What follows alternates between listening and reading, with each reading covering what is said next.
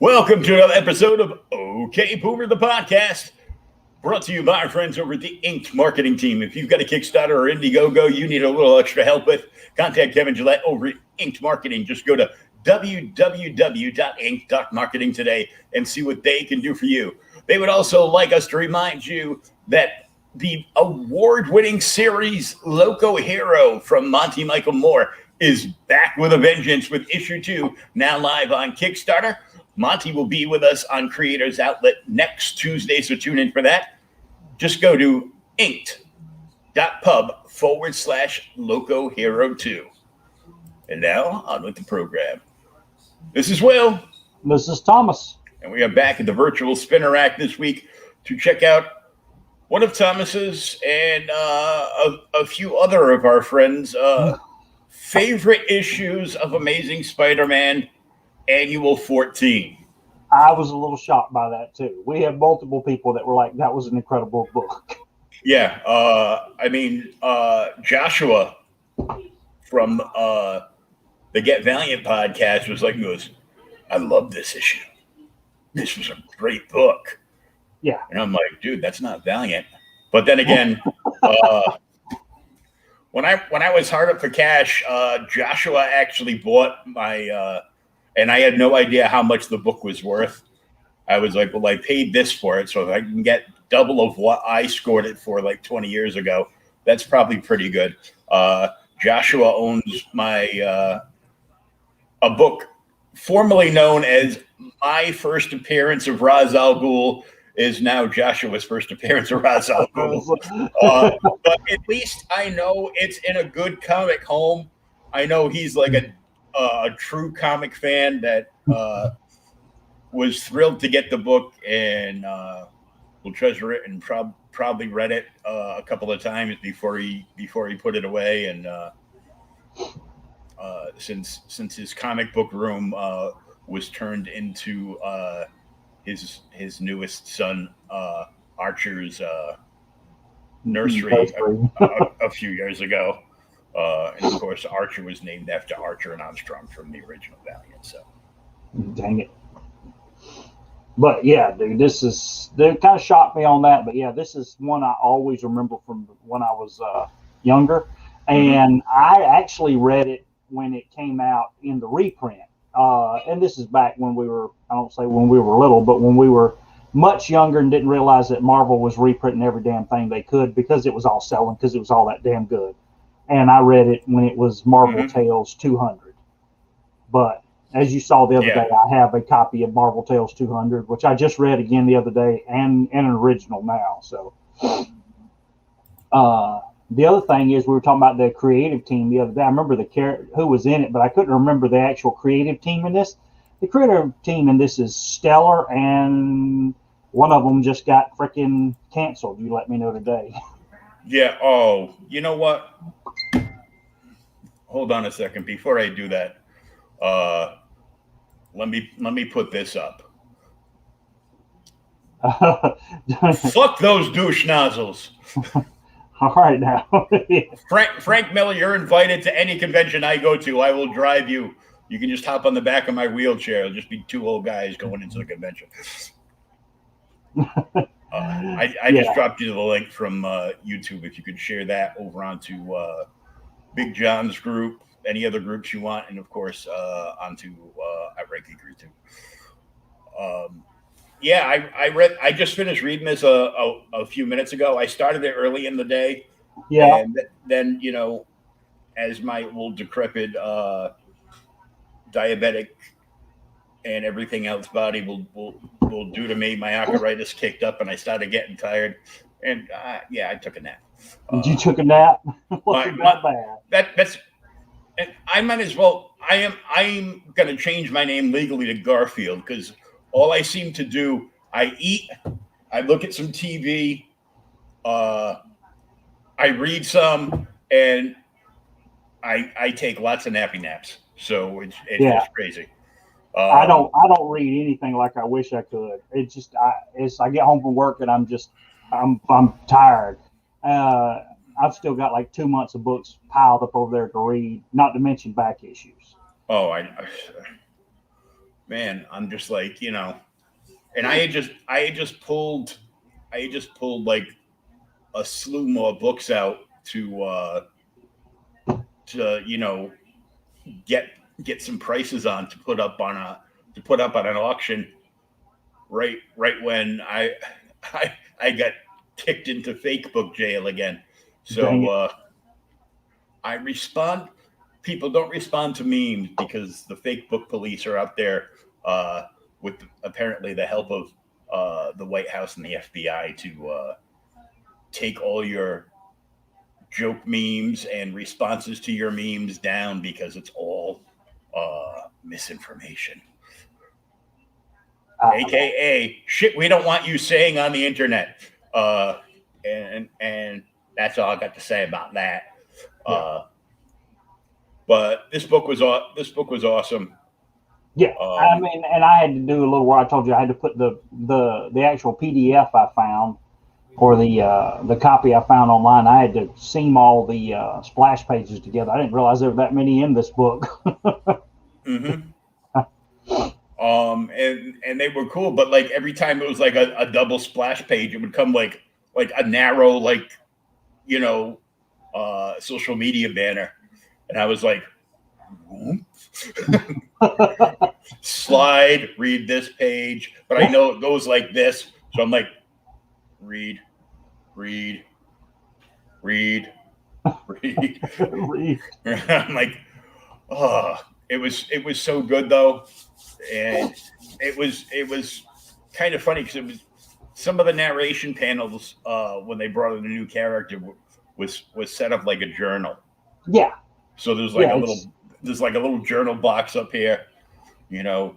uh, And today Bobby Drake told me he doesn't like girls. yeah. Well, so get away. We'll get away from the cover and show the first one because yeah, the freaking cover is awesome. It's Spider Man and you see Doctor Doom looking at Doctor Strange who's strapped to this giant like gem, and Hmm. you'll find out why. But yeah, that's what you're talking about with the little journals. They're all in there. It's so Yeah, cool. this is just like awesome. And there was uh, one of the odder things that I found really funny was Doctor Strange is studying the Book of Yeah, Bashinti, and he's complaining that he hasn't studied this hard since he was in medical school, and is a bit perturbed because apparently the verbs at the very end of the book. yeah. The verbs are all at the end. That Or means there was no action. So all the action was at the end of the Book of Bashinti. So, uh, dang it. but the layouts were great. Why don't you read off the amazing talent that all took part in this book? Yes. We've got writer and artist. It's Denny O'Neil and Frank Miller. And Tom Palmer's the inker. Joe Rosen was the letterer. And Ben Seen was the colorist.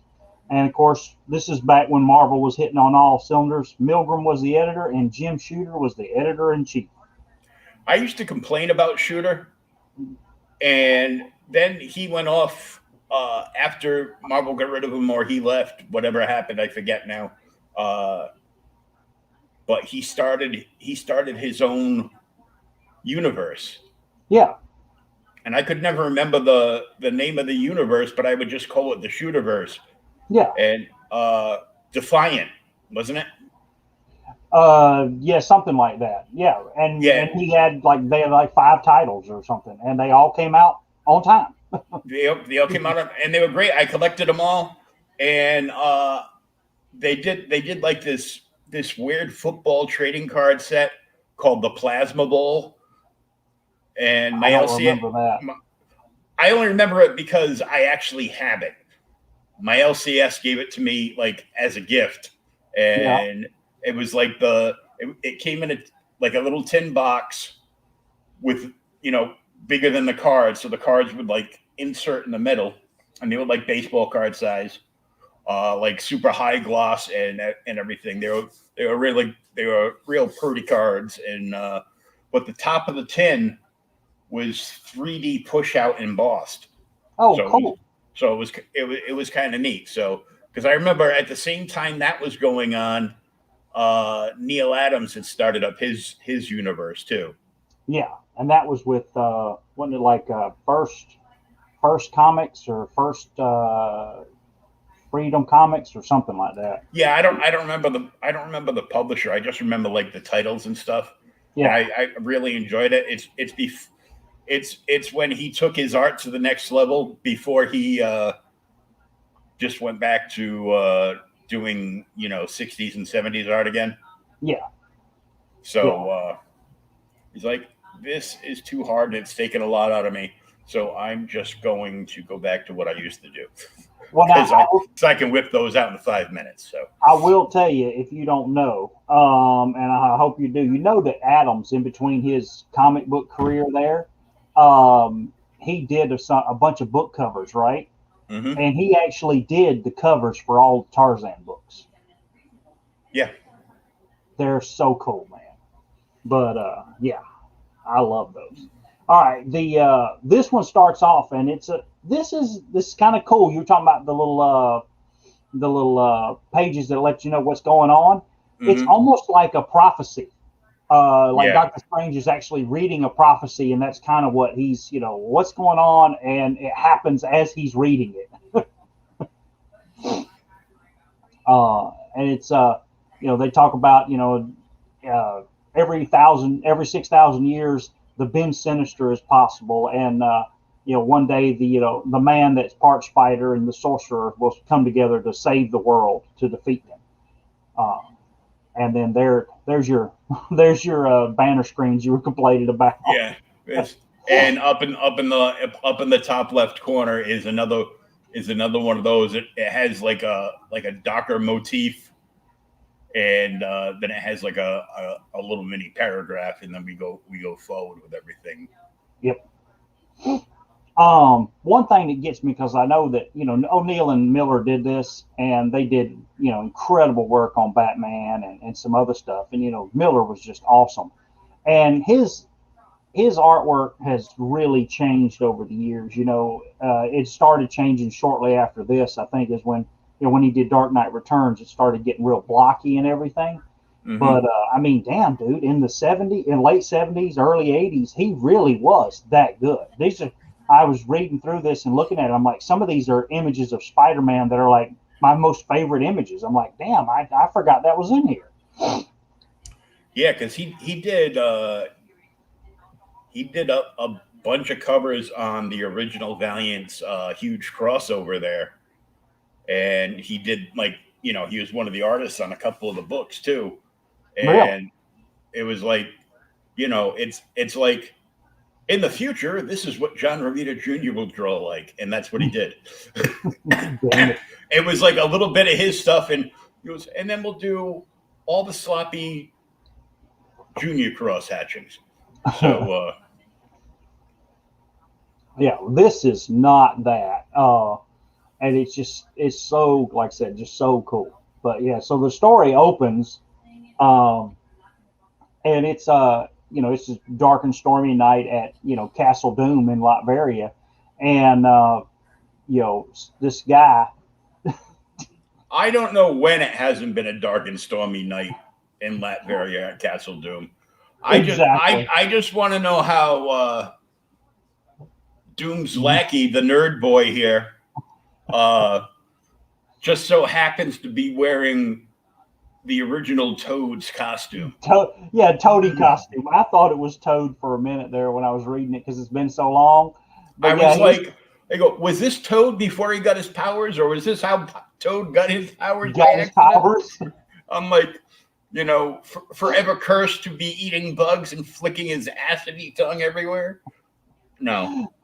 But this is before he eats bugs, because he's screaming at all the his helpers. Go get Dr. Doom, the mission's accomplished, magic and science, the barrier has been breached, and all this.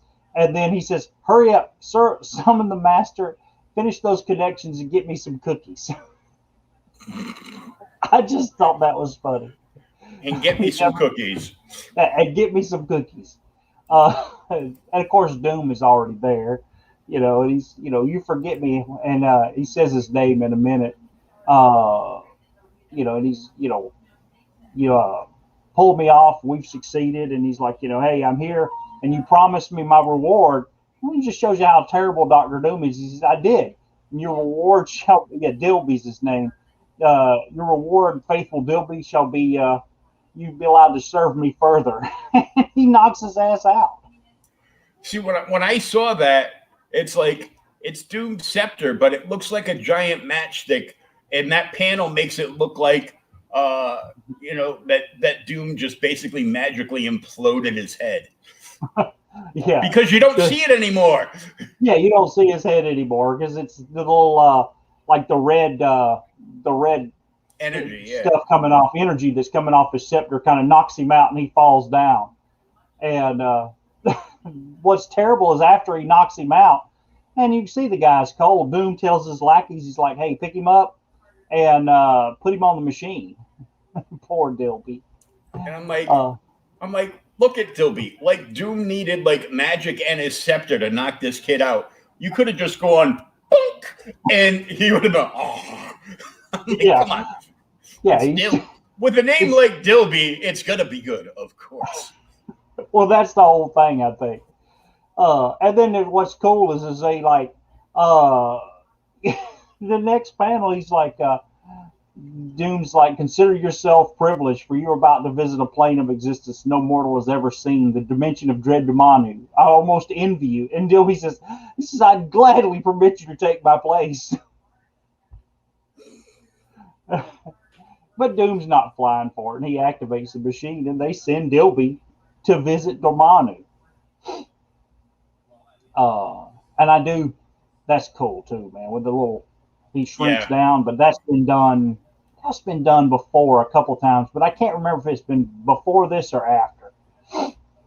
So I don't know where that comes from. I think it's done. I think it's been done before this. Usually in the Atom or Hawkman in the Atom with Ray Palmer shrinking down. Yeah, I knew it was like the Ray Palmer or Hank Pym shrinking. Yeah, both of them probably, but Yeah. So then Dilby goes and it's a blank page. There's nothing there. And then when he finally, opens his eyes to look around, it's like the world materializes as he looks at it. And it's terrifying.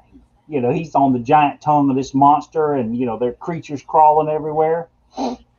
And before Dilby opens his eyes, he's that one panel, welcome to the Snowbird issue.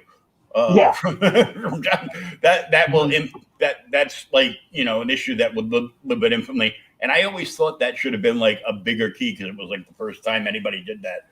It's like, so where's the backgrounds? It's snowing. Yeah, exactly. And it's such an iconic image from Alpha Flight. That's what, issue 5 or something. Yeah. I can't remember. But yeah, so Dilby opens his eyes. He's like, oh my goodness. You know what this reminds me of? And it's kind of from around the same time period. You remember when the Hulk was in at the crossroads? Yeah. Yeah. And it's that same kind of thing, where they had all the roads going everywhere and there was all that stuff all over the place. And he would walk around and, he'd just be like, what do I do? And that big stupid tree with the hands that pointed everywhere. Mm-hmm. So before Dilby can do too much, though, these like monsters appear out of nowhere, and he's like, "Oh God, these things are coming to get me!" And they pick him up and they take him straight to Dormammu. And so there's Dormammu like laughing at him there in the page, and I love this picture of Dormammu. This is almost this depiction of him is so cool. This is almost as good as the cover to was it Doctor Strange, Sorcerer Supreme, Volume 3. That's probably my favorite picture of Dormammu.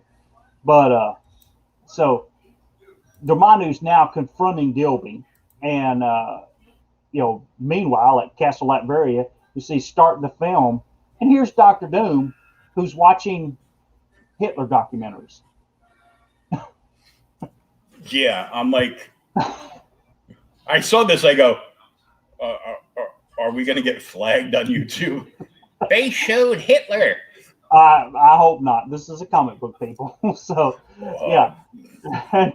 So he's sitting there and he's listening to his, as Hitler's ranting and raving in the documentary. And he's like, those who are meant to rule shall rule. And Doom says he agrees. And then Dormammu shows up. And he's like, of course you would. I would as well.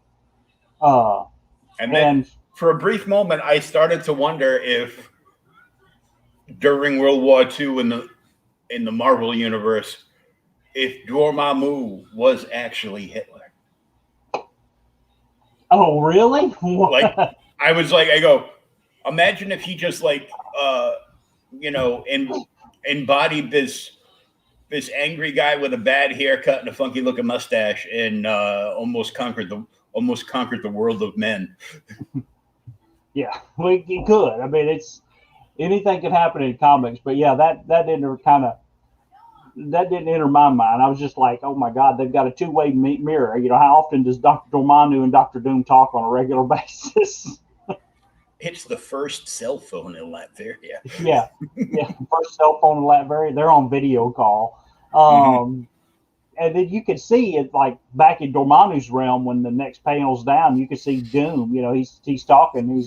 So how's did Dilby show up? He says, yeah, he showed up. He's alive. I've given him a bunch of powers, and I'm allowing him to use his imagination to create anything. So Dilby's creating all these like technological / mystical, machines. And, they're going to put them to evil use later on. But then Dilby, of course, can't hear. Dormammu tells Dr. Doom, he's like, hey, he's probably not going to live. And, he'll he's die. Like a kid playing with a new toy. Yeah, he's a kid playing a new toy.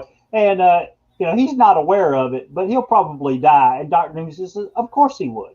But as long as he manages to, bring the Ben Sinister about, then everything will be okay.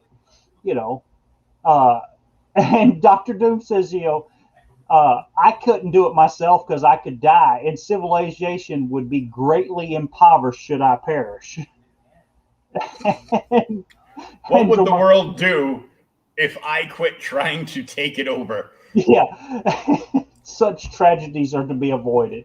Yeah, well, what would happen, Doom, is you would be surpassed by two little lab rats called Pinky in the Brain who would try to do what you do all the time. Damn it. But so then now we flash forward, and there's your panel again. And this time you see Doctor Strange in the panel, and he's like chained. And it says in there, it's like in the village of Greenwich. And this is where you were talking about. It says, so there's Doctor Strange, and he's studying in his boat. That's a cool picture too, with Strange levitating with the cloak behind him. Yeah. He says, hey, Lorenzo. He's going, man. Yeah. These mysteries elude my poor understanding. I haven't studied this hard since Mexico. Yeah, if only the ancient scribe hadn't insisted on putting the verbs at the end of the chapter. Yeah. And I like how the bookmark is the window pane. Yeah. And the snapping of his head to turn to the side like somebody was there, because they end up being there. That's my favorite panel in the book. His reaction. You don't see stuff like this anymore. No, I mean, when the thing is it's not only do you get a reaction, and you see all the that same symbols carried through the book. It's such a violent reaction when he turns that he actually breaks. He breaks the fourth wall. Oh yeah, I'm glad you checked too, man. Yeah, we were getting bored talking to each other. We're going through Amazing Spider-Man Annual 14. Dr. Doom and Dormammu team up against Doctor Strange and eventually Spider-Man. Yep. Who ends up being very confused. He leaves and he says he's confused. Yeah. He's like, oh, damn it. But yeah, the thing that's funny, and he snaps so hard that he's upset. He says, he senses danger, and he says, but the enchantments around the house haven't been, affected. They're intact. He says, so obviously there's not any danger here. but I can't really ignore my feelings. I've been, he's been in danger too long, and he kind of walks over. So I guess his sanctum sanctorum is up, and he's got like a little walkway he can kind of look over and look down the balcony. Yeah. And there's the mailman's delivering some packages on a stormy night in freaking New York. This crap don't happen anymore, and they just take it inside, and Wong's like, "Oh, your Amazon orders here, Doctor Strange. Did you order a giant mummy?" And of course, Strange is like, "I didn't order anything. Stand back, let me open it with magic." And when he does, then they see it's yeah, dude, cool. Oh, cool. Yeah, I bet they were glad to see you too. It's so much nicer to go inside. Especially if you had a pull list. I mean, yeah, a pull list. It's like, well, sorry, we had to cancel that 9 months ago because, there were no books and you weren't coming in.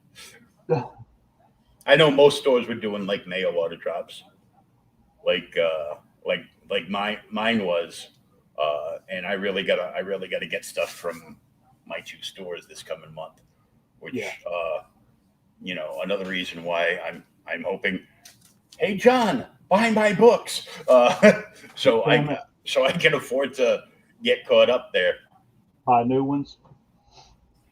So he opens the case, and like I said, they see this mummy inside of it, and he's just talking with Wong. What is it? And then he does the Eye of Agamotto. That's a cool scene too. Yeah. Let me look and see what it is.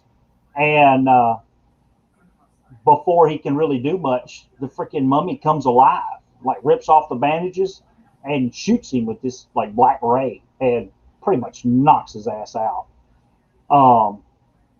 But Doctor Strange, he's trying to put up a fight as Wong's there, who on the very next page, I couldn't believe this. Wong's like, "Oh, I've studied martial arts for years. I'm going to check this giant robot that's laying waste to Doctor Strange from behind," and Wong gets his ass clocked. Yeah, it's like Wong's all set to do some Shang-Chi shit to him, and the robot, without even looking, just throws a back elbow and knocks him the hell out. Exactly. And what's cool is, like I said, Doctor Strange is laying it in. He's shooting the rays of Chitarak and whatever at the robot. But he tells him, he says, "Look, it's not a normal robot. If it was, these rays would have destroyed it, knocked it into pieces. But nothing's holding it." They had to shut down and recently reopened in a new location. Well, congratulations to them for being able to reopen, and hopefully a cheaper location, because rent is expensive. Yes, it is. But so Strange is trying to capture the robot and hold it still. But like I said, he can't do anything. Starting to, he tries to do all his barriers. He goes to hit it with a freaking brazier, and nothing is stopping the robot. And this I kind of got I thought was a little weird. So he's, I can't stop the robot in my physical form. So he just leaves his astral form, leaves his body, and he just falls unconscious there. Like, dude, he could kill you now, and there's nothing you can do about it. Yeah, I don't think Jerry thought that one through. Yeah, I don't think they, Doc Strange, you could be killed at this moment, and he just leaves. And and the cool little panel there at the bottom where he's flying through his house, and the robot just picks him up because there's nothing he can do.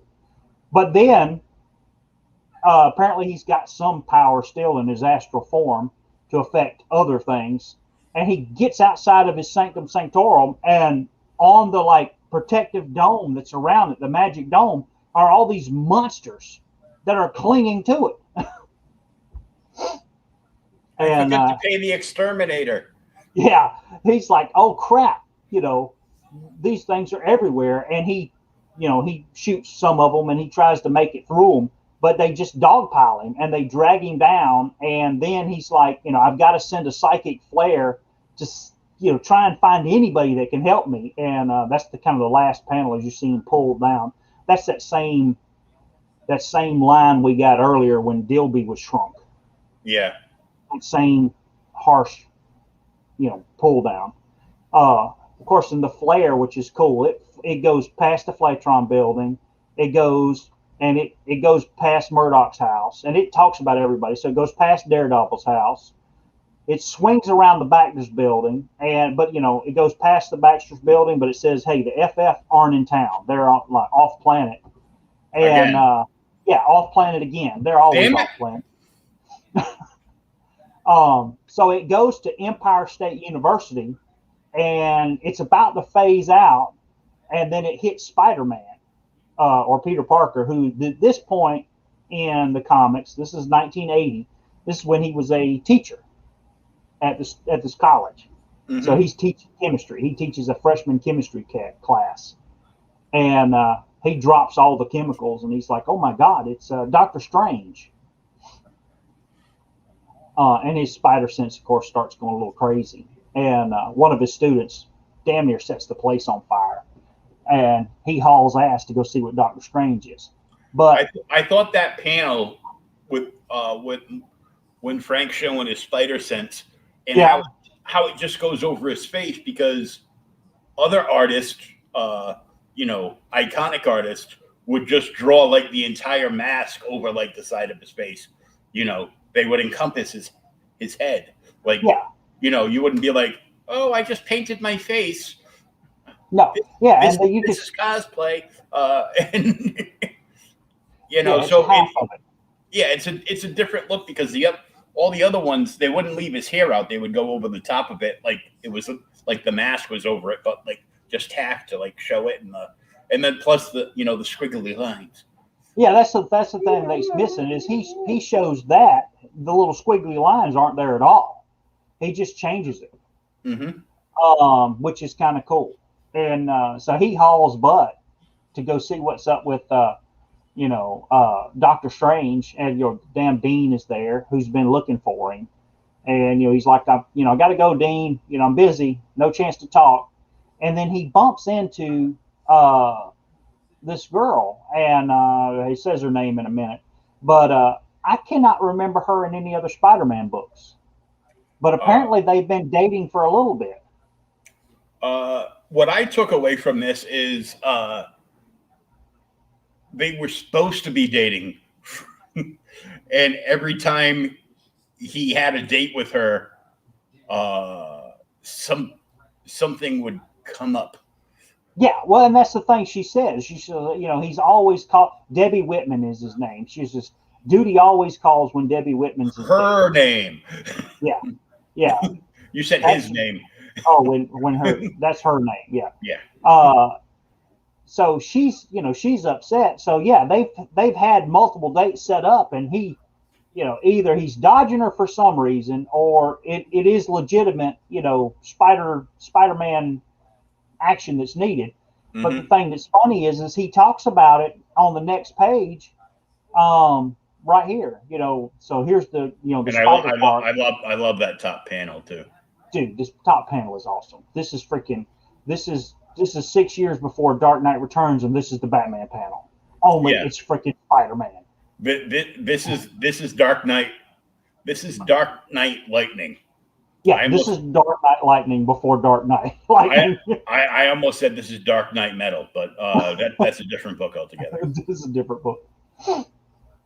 But yeah, so it's just so cool. He's all, you can't even see the blue. It's just all red from the flicker of the lightning as he swings off, and he's completely upside down.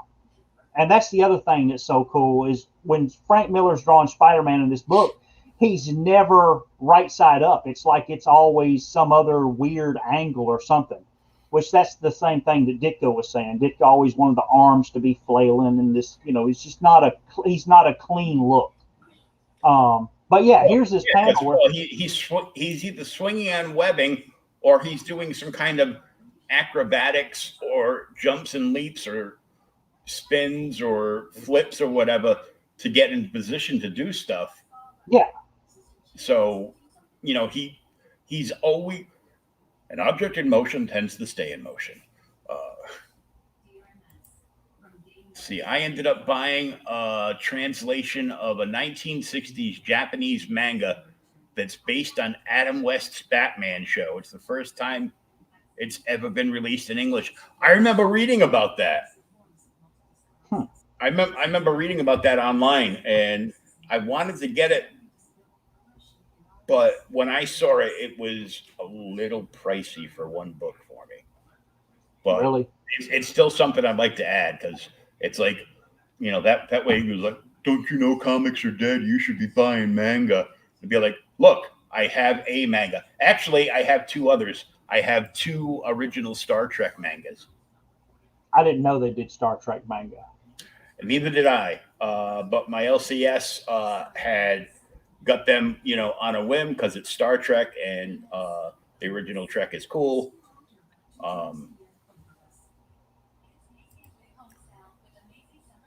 Oh yeah, it's been out a while, so yeah, that's cool though. Only $13. Yeah, I definitely buy that. I definitely buy that. $13, yeah. But so yeah, he's swinging away, and this is where he talks about. He says he feels really bad for ditching on Debbie again. So it's almost like he actually wants to date her, but it just hasn't happened. And so he swings, and he's trying to find Doctor Strange's house. And he's like, I know it's kind of in the Greenwich Village area. And then he sees the dang the super iconic skylight. So he's like, oh, there it is. Mm-hmm. But I don't see anything. And then he lands, and then right after he kind of lands in the bottom panel here, the freaking stone gargoyles on the other buildings become alive, and they start chasing him. And there's your squiggly lines. There they are. Yep. Because now shit just got real.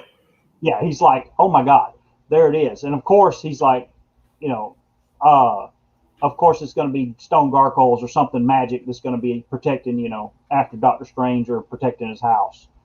And they just tear up this freaking water tower. Yeah, and Peter thinks he's hallucinating. I didn't really see stone statues, but they can't be. No. And then, the tower gets taken out the water tower gets taken out from underneath them. And he says a couple of, quick lines, which basically comes out. So he goes, I can't afford to pay for this. Yeah. Dang. Not on a student teacher salary. He's always complaining about money. He says, yeah, but I get a telepathic call from the most spell spinner, and I find a couple of supernatural geeks guarding his house. This panel is awesome, where he just swings in and kicks it. Yeah, I mean, it's cool because it's like he just changes direction, but he swings into like going the offensive, and he's like, damn it, I'm kicking stone rocks. And of course he thinks and uses his webbing and then smashes them together.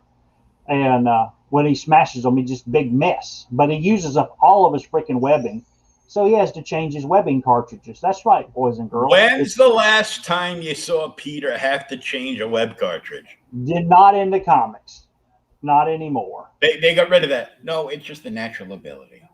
Yeah. Well, if it was a natural ability, he would be spinning webs out of his backside. I'm gonna let you talk for just a minute, okay? Okay, I will talk for a minute. Well, he's handling that business. It seems like a good time to check out our other sponsor, Mavericks Volume 1, now live on Indiegogo. Let's check it out.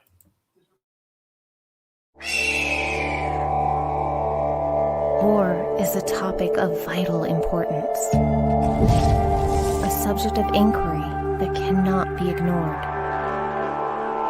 It is a matter of life and death. It can be a road to safety or to ruin. In an alternate version of our world, brought to the brink of total collapse, rival nations fight for global domination, and elite pilots in futuristic combat suits wage war on the battlefield of tomorrow. Now, 6 brave soldiers on a seemingly routine rescue mission will encounter more than they bargained for and uncover a dangerous secret that could change their world if they live long enough to see it.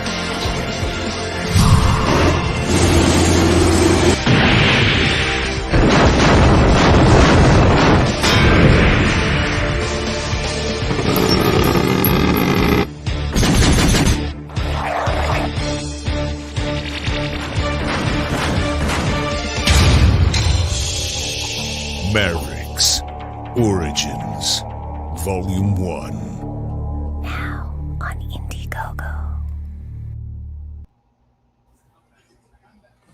And hey, we're back. That was Yep. timed quite well. Yeah, I was trying to get him done. Yep, work called. I had to take care of that for a sec. But so yeah, he changes his web cartridges, and then you see a little bubble off the side. It's like young man, and then there's all this. It took me a minute to read that. Yeah, I'm like, what in the hell? When Yeah. did this turn into the original X Factor #1? That issue took me a week to read. There was so many words. I'm like, oh, I could have read an actual book. Stop it. Yeah, but so this old woman here, gets woken up for all the noise he's making, and she's like, "What's all that racket? Decent people are trying to sleep." And then she just goes on and on and on. Blah blah blah. Young Yeah. man, switch. Yeah. Yeah, and he just muffles her. He like webs her ass, and she's trying to, and he just And- swims off. I don't think I've ever seen Peter Parker in a "shut up, bitch" moment before. I almost got That's the killed. best scene in this comic. When Karen is sitting there screaming at you, and you just go, "Thwip, shut the fuck up." Dang it! And he does. He does that, and he swings off. He takes off. He's like, I almost got killed. The water tower's gone. Weird shit's happening. I don't know. And then it gets worse. Yeah, because he finally shows up and he makes it to I guess Doctor Strange's doorstep, and he's fixing to go in. He's like, my spider sense is going absolutely crazy, but I don't see anything. And then he feels these little headless freaking little monsters. They're like just climbing up on him, and they're sticking to him everywhere. And he's like, they're like leeches. And they're wrinkling his costume and everything. They're pulling it off of his body, and it's supposed to be skin tight. Mm-hmm. So he's like, "Oh my god!" And they just start overwhelming him, but nobody else can see them. Yeah, so they just think he's going insane. Yeah, is he breakdancing or what the hell's going on? And people see him and they're like, "What in the world's going on?" And then a truck goes by, and he's like, "This is going to hurt like hell, but this is the only chance I've got." So he shoots a web at the truck and lets it drag him, and it just throws him all over the place. And you can see they're sticking so tight, they're ripping off little pieces of his costume as he's being slung off of them. Yeah, everybody's like, "What is this? Spider-Man 2 Electric Boogaloo?" Damn it! But But so he ends up getting inside the Sanctorum. Yeah, he does. He manages to get away from them. And then, so there's a big ass hole in the building now, inside the Sanctorum. And you can see all 3 floors. It's like, so the robot took Doctor Strange's body and flew out of the damn building. Yeah, just took off. Yep. And, of course, Spider-Man lands, and there's Wong, who's just now waking up. And he's like, the Master's been abducted. And Wong looks like hell in that page. And he asked him, he said, "So, he's been abducted, and, what's going on? Do you have any, anything?" And Wong tells him, "The only thing I know is the clue that I got from the Master that was CBCB, or CBGB, excuse me." Yeah, And, it's the punk rock club in New York. yeah, it's a punk rock club. So Spider-Man's like, "I've heard it, and it's a rock club down on the Bowery." So he heads off towards it. and then we get 3 absolute incredible panels. This one's okay, but these are really nice of Spider-Man swinging through New York City. Yeah, and that bottom panel, you look at that, and that's an actual film cut from one of the original Spider-Man movies. Yeah, from the Tobey Maguire ones, right? Yeah, like decades before it came about. Yeah, and this is 1980. Yeah, that's one of the cuts. And he just keeps. This is another panel that's so cool. With Spider-Man shoved to the left, and you see just how fast he's moving underneath the bridges and stuff. I mean, he's letting the webbing go, and he's just still swinging forward. So, yeah. Momentum, yep. which people is the reason why you should not pull in front of an 18-wheeler truck and slow down. Yep, because it can't slow down as fast as you. Mm-hmm.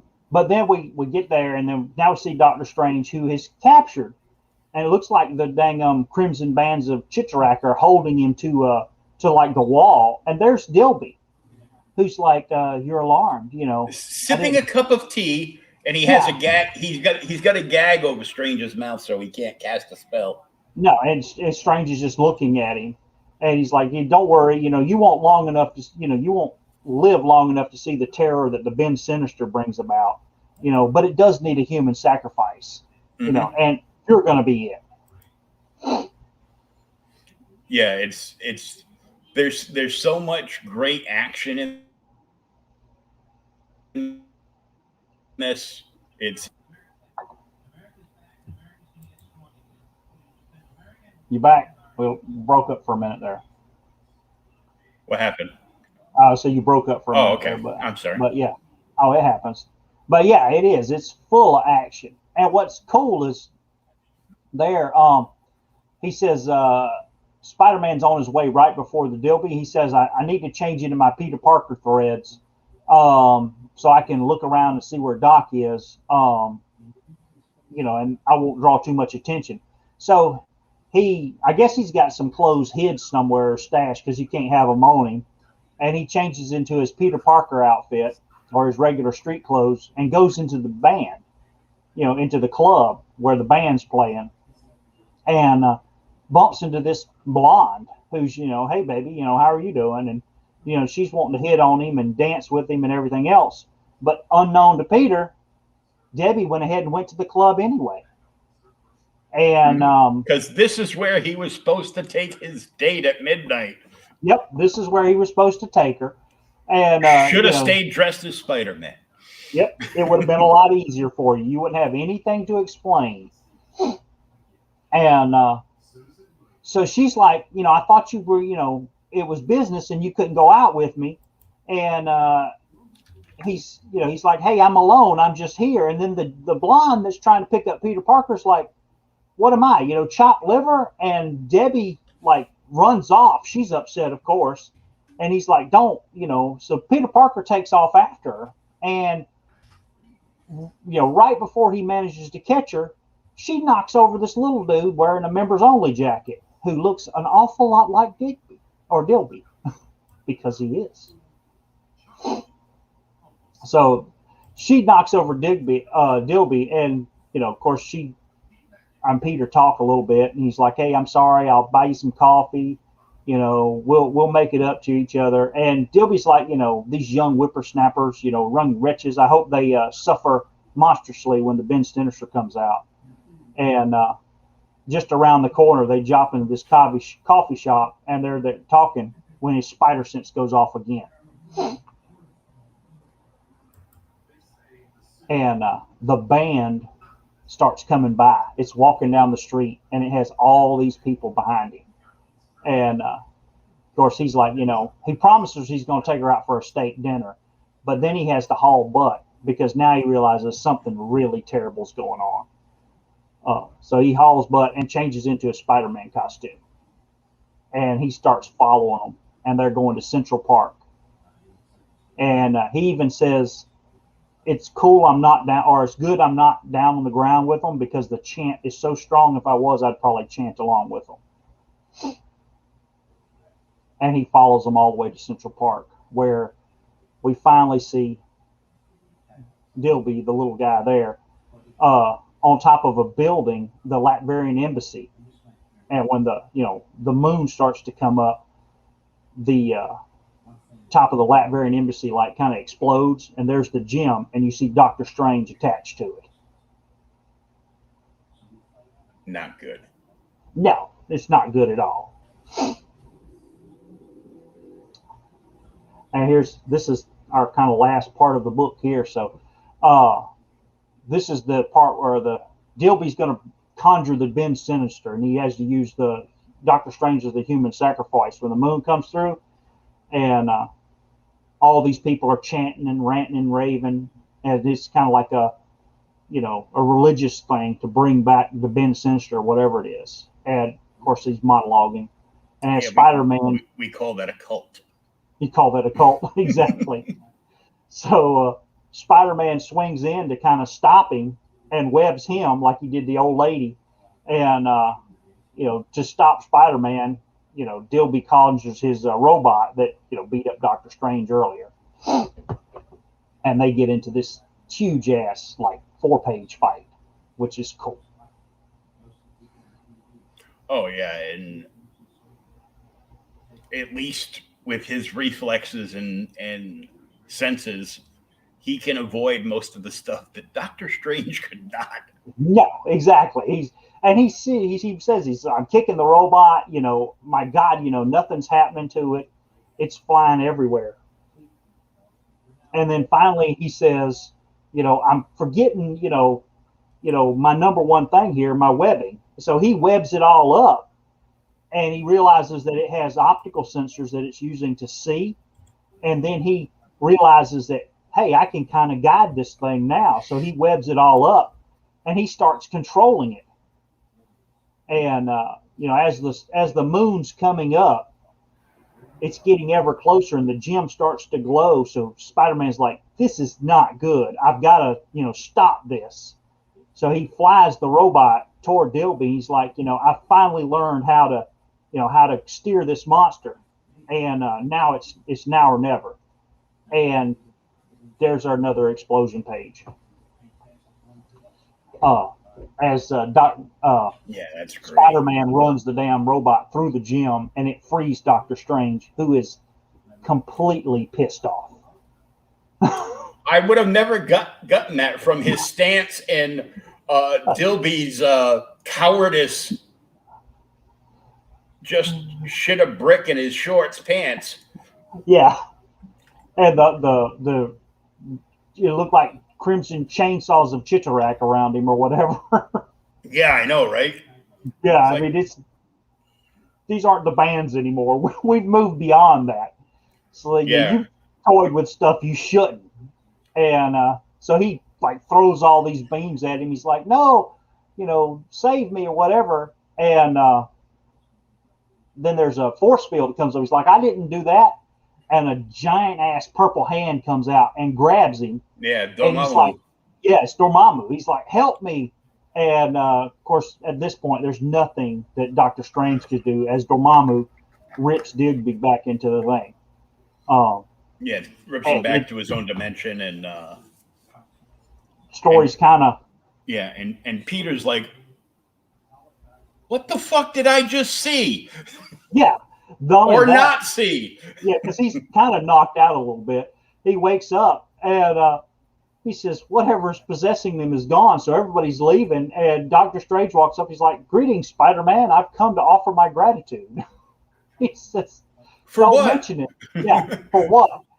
And that's where Spider-Man says, he says, yeah, well, what happened? What is the Ben Sinister? And Doctor Strange says, forgive me. I can't say. It's better that mankind not really know. Farewell. And he flies off. He says, you mean after all that I fought, and I've been beaten by demons, I ride a damn bucking robot, everything else, and you're not even going to answer my question. And Doctor Strange just keeps flying off. And then Peter's like, and goes, and on top of that, I didn't get laid by this geeky girl. And he turns around and smashes his hand through a tree. And she just walks off. He says, I've had it. Says the entire miserable root. The nerve of him. He says next time he can send his crummy telepathic messages elsewhere. I'm through with saving the world. Yeah. What in the hell? And everybody's like, why the hell is Spider-Man so upset? He just destroyed that tree. Did you see what he did? I'm calling the Arbor Foundation. The Arbor Foundation. Yeah. And then So we go that- back to we go back to Castle Doom, which of course Uh, it just happens to be a dark and stormy. Dark and stormy night again. And And Dr. it's funny Doom because it's actually a dark and stormy night here tonight too. it was the other day for us. So Doom's in his chair, and a guy comes over. He's like, a package arrived for you, Doctor.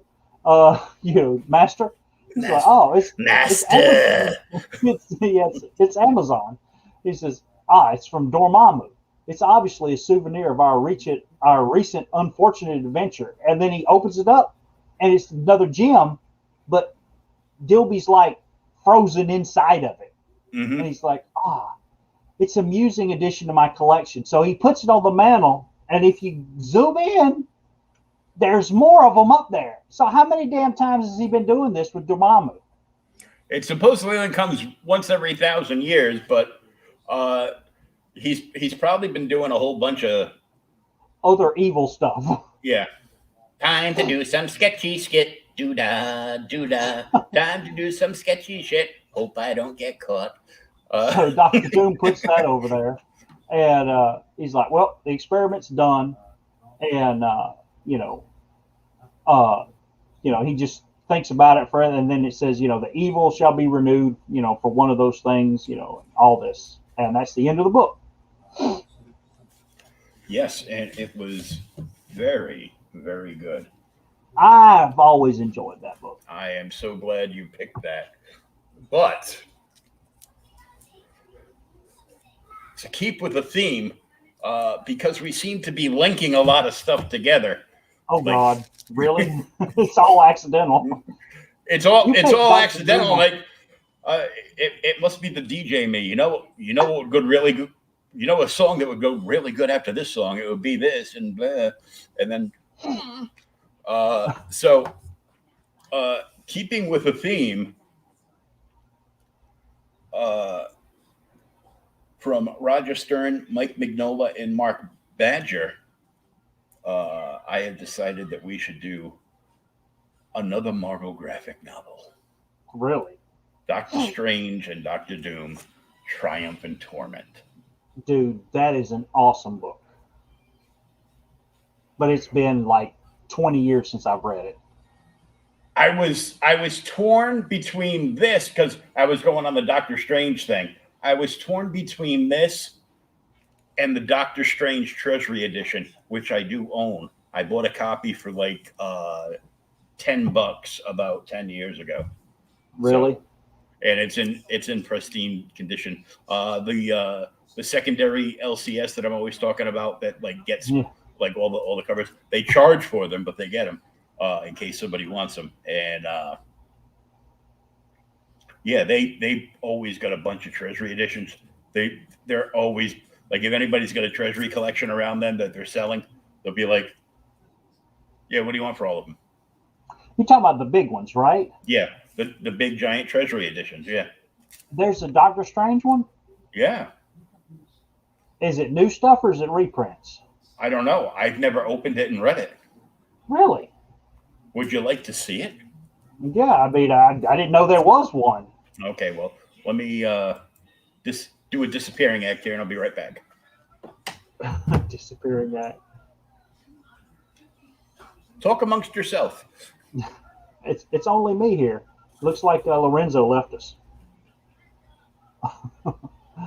But yeah, I think this book that he's talking about for next week ties back into a book that we did. It's been last year maybe. Astonishing Tales number 8. I think that's the one that ties into, because Doctor Doom. If this is the book I'm thinking of, Doctor Doom goes to try to save his mom. Which that ties into Fantastic Four Annual 20, which that's really cool too. If y'all have never read it, where Dr. Doom kidnaps Franklin Richards and going to use him as a Gonna do sacrifice. some sketchy skit. Doo-dah. Doo-dah. Hey, Lorenzo! You're still here. Oh, Very he's nice. still here. Yeah. I thought he had disappeared. He'd been quiet for a little while. No, he's As just sitting in the background watching. Well, for a while, we had like between 6 to 8 people watching live all at the same time. 100-page collector's special edition, Doctor Strange, the most mythical hero of all. A deluxe limited edition of the Sorcerer Supreme. Awesome cover. It's got Cleo on it, so that'll tell you the time frame. When this came out, it was number 6 of the Marvel Treasury editions, and it was only $1.50 for 100 pages, oversized. Oh, sweet. No, I've never seen that one. I was trying to get the Batman one, where Batman's on a rooftop and he's looking up. Yeah. And there's like multiple bat symbols, but instead of the bat symbol being in the bat symbol, like in the Searchlight, it's all of his main rogues gallery, like Batman, Catwoman, Penguin, Joker, Riddler, blah, blah, blah. But I had a couple others in there. And this one was $2. Superboy and the Legion, featuring all 23 Legionnaires in a new epic-length novel from Mike Grell. So I'm hoping Mike Grell goes back to Rhode Island Comic-Con this year so I can remember to take this and get it signed. This Treasury edition is the only way to get the issue that has the wedding of Lightning Lad and Satin Girl. Really? Yeah, because it says that's all a new story. A lot of those were reprints, but the thing that's weird is, oh sweet, it's got a wraparound cover. A wraparound cover That's with as big as all original like a material. newspaper. Yep. Yeah, for $2. But you had to send off for those unless your shop bought them. Yeah, and there's another. I've got another Superboy and the Legion oversized Treasury edition, and it's a wraparound cover by Neil Adams. Sweet. And this one, because I never had it, but I always saw it. Like any book that I used to see growing up, like for the in-house ads for like Marvel, DC, whatever. You got to get. I always wanted it. I was on a hot streak of going and buying those issues, and this was one of them. This was a limited collector's edition for $1 of the Justice League, and they're coming flying out like they would on the Super Friends cartoon. Superman, Hawkman, Aquaman flying. Green Lantern, Flash, Batman, no Robin, Green Arrow, and Wonder Woman. And they're running underneath it. Yep. Now the thing that's cool is that as much as that does look like the Super Friends, there's one of those treasuries like that, this Justice League, that is done with the art by Alex Toth, and because he designed all that stuff for the cartoon. Well, these are all custom-made bags and boards because they don't make this size really. I think there's a company that does them now. By the Life magazine size bag and boards for the Treasury editions. Yep. I've never opened this.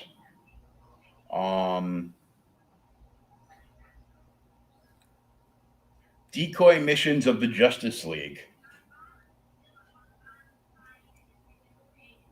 No way. What is it? Special guest star Adam Strange. Sweet. Recognize that guy down the bottom? The villain? No, I can't. I can see him, but I don't recognize him. It's the one they used in one of the Green Lantern animated specials. Oh, cool.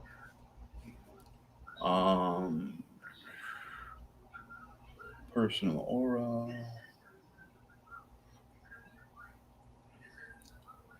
Story by Gardner Fox. Oh, here's the table of contents. He wrote some awesome stuff. Decoy. Oh, it's Kanjar Row.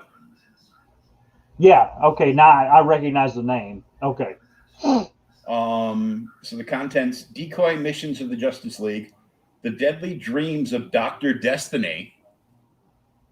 That's an early issue. Yeah. Oh.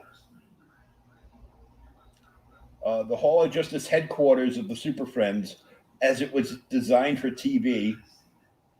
Key to the JLA pinup, inside back cover, and the aforementioned JLA on TV, a look at Alex Toth's model sheets showing how JLA characters were adapted for animation on the Super Friends show. So I need to buy that one then. Is that what you're saying?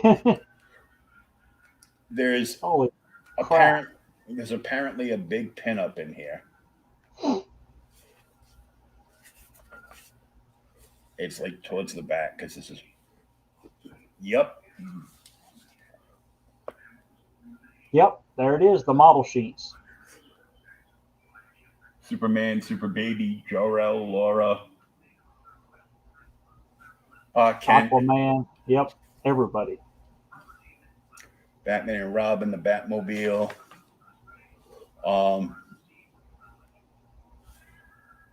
And this was inked by Austin and Gorodano. This is Justice League Satellite pinup. Oh, cool. And this is why these books never lasted, was because kids like me Would rip the damn pinup out. would be like, that's awesome. I got to put that on my wall. And then the book's incomplete. Yep. Try and find a Catwoman. Was it not Catwoman? Poison Ivy with the pinup in it. Oh, yeah. Oh, there's more, too. Plastic Man, Green Arrow, Barry Allen, and Jay Garrett from Alex Toth. Dude, that freaking Green Arrow looks awesome. Yep, and the Justice League headquarters. This is cool. This is bonus content, Lorenzo. Yeah, this was an accident. He's like, cool. Deadly Dreams of Dr. Destiny. Yeah, that's from, I can't remember what issue that's from. That's an early issue of Justice League. Yeah. This is reprints, but I'm like, I think I paid like $10 for this. And you can tell the reprints and that this was an older issue because halfway down the page there's a frigging word puzzle. Word puzzle. That's what they did in the 60s. You go, well, if they're getting bored reading the comic, let's put a puzzle here. See if that can distract them. Well, the word puzzles, and then you got the half-page ads. There's an unscramble these words to solve the elephant crossword puzzle. I'm like, that is just insane. Whoop. Even better. Joker appearance. Because Batman's having, nightmares too. From Dr. Destiny. I don't know if there's anything else in the back here. Yep, there's Joker again. So obviously the Joker fan is happy. Yeah, because you didn't even know that was in there. I'd never even opened it. Nope, because I hadn't opened it. I'm like, I don't know, but it might not be worth nothing. Damn. Excellent value, though. Yes. I get easily distracted. Welcome to the club. It happens with age. And, whoa, that's different. So the back cover is the original Justice Society of America done in that done in that style. Oh, sweet. So Hawkman is Golden Age Hawkman, so the headpiece is different. But then Dr. Fate, Alan Scott, Jay Garrick, and Dr. Midnight. Dr. Midnight was always my favorite. He was always my favorite JSA character. And on the inside back cover, in case people didn't know, was the key to that 2-page Alex Toth pinup from the JLA satellite from Giordano. To let you know who everybody was. Yep, it's here's the numbers, here's the silhouettes, and here's who everybody was. If you don't know. Yep. So Wonder Woman, Superman, Hawkman, Carter Hall with a C, Green Lantern, Hal Jordan, John Johns, Martian Manhunter, Aquaman, Arthur Curry, Black Canary, Dinah Drake Lance, the Batman, the Flash, the Atom. That's what screwed me up with alphabetizing DC Comics. Yeah. Am I going to put all these books under T for the? No.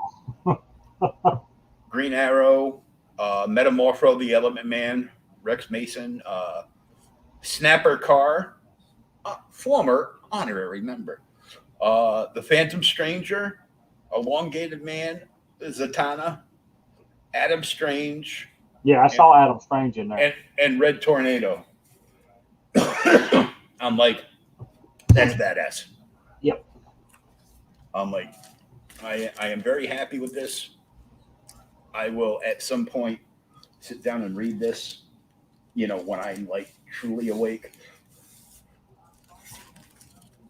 And I know they're older stories, but I don't care. You know what? I've been hearing all over that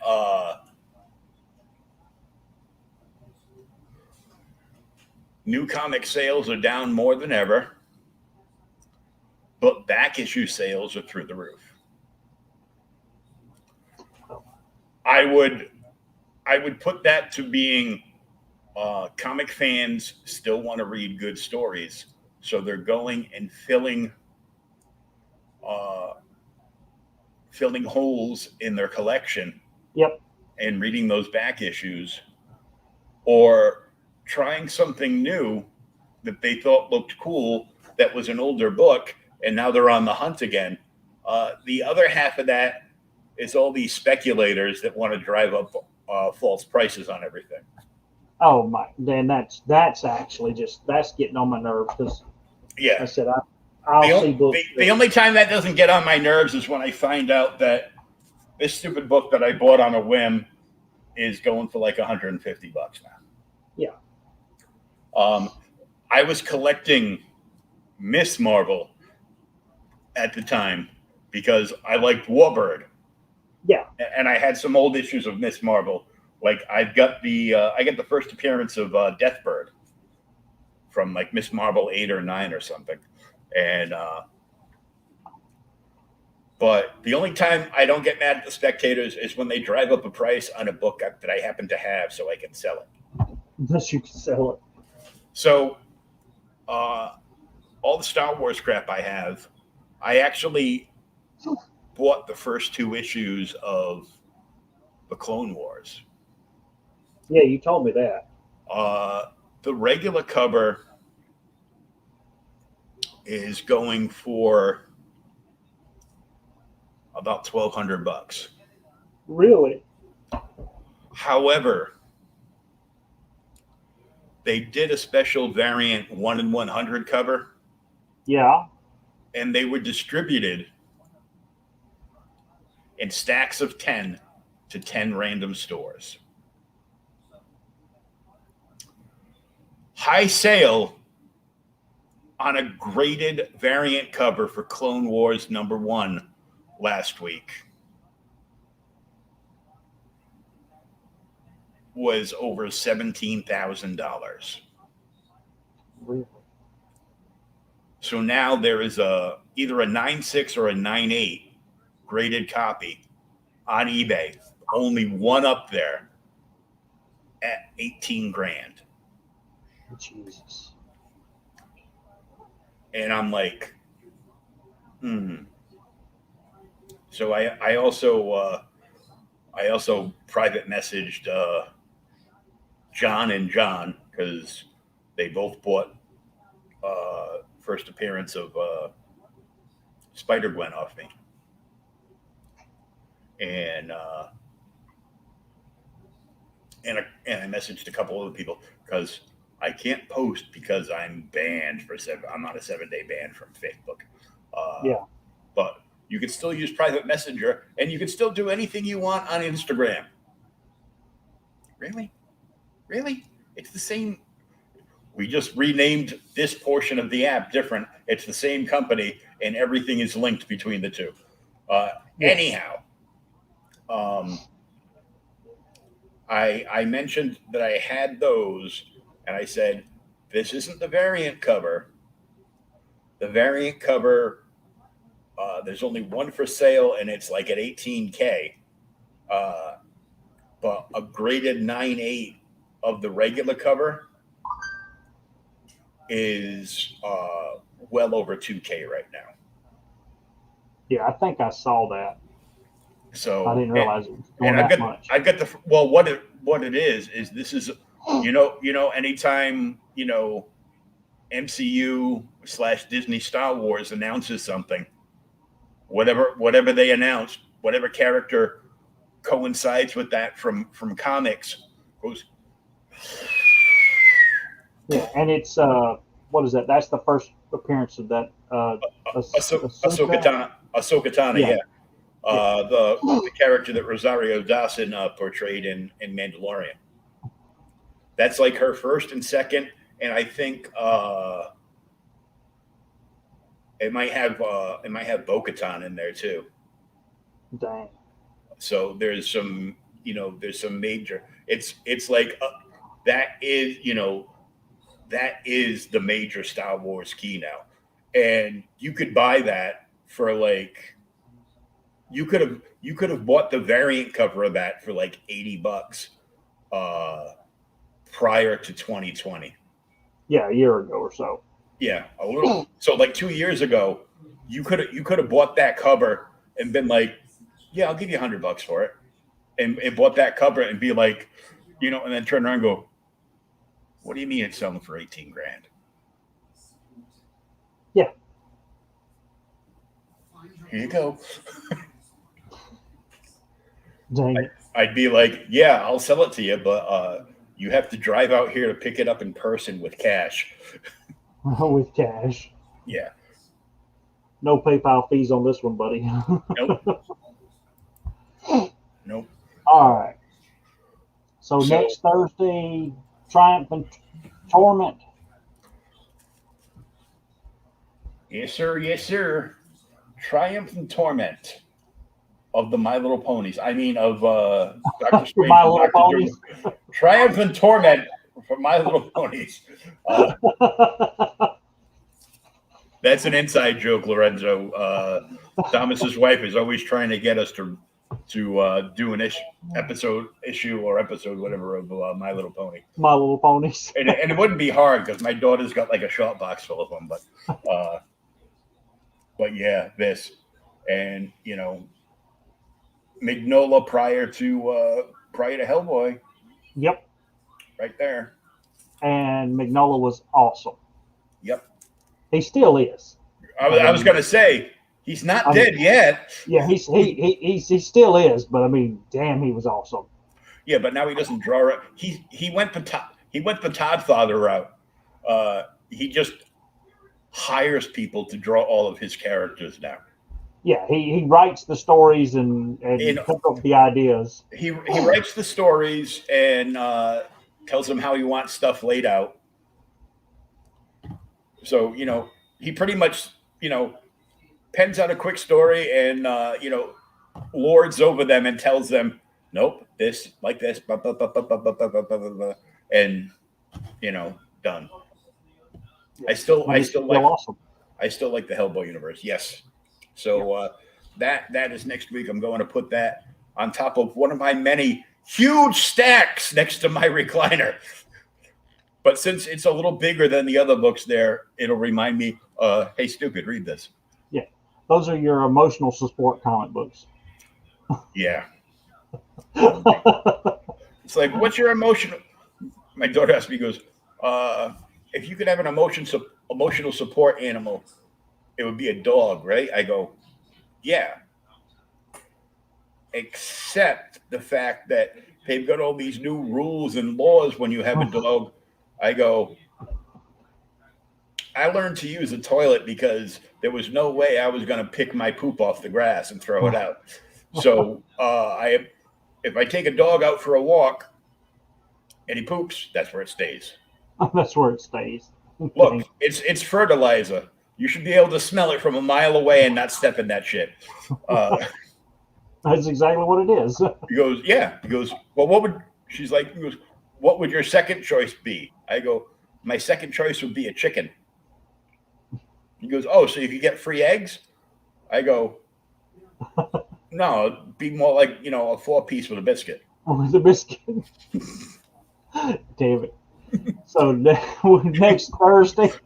Next Thursday, Doctor Strange, Doctor Doom, Triumph and Torment, another Marvel graphic novel. What number is this? Do they number this?